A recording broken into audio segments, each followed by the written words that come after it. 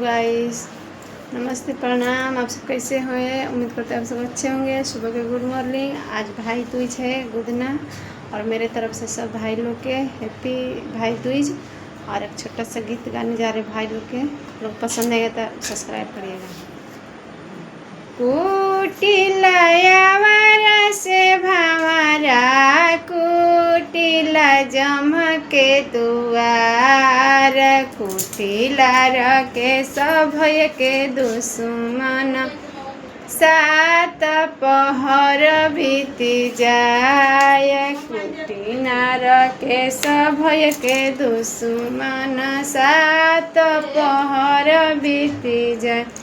रे कुटिला से भावरा कुटिला जमके दुआर, अरे कुटिला रविंदर भय के दुश्मन, सात पहर बीती जाए।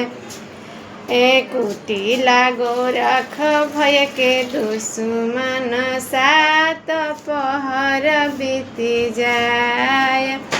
कुटिला से भावरा कुटिला जमके दुआर, कुटिला सब भय के दुश्मन, सात पहर बीती